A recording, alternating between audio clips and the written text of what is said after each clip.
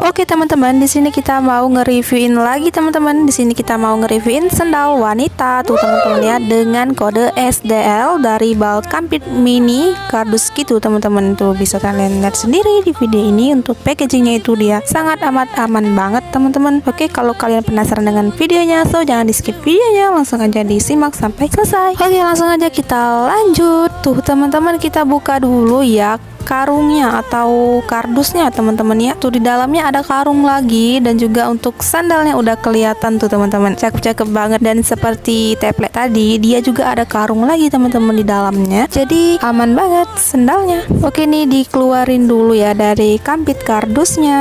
Oke teman-teman, ini dia nih tampak dari atas teman-teman ya. Tuh cantik-cantik banget untuk sandal ini teman-teman ya. Oke, kita keluarkan dulu isinya, kita susun-susun di bawah biar teman-teman bisa lihat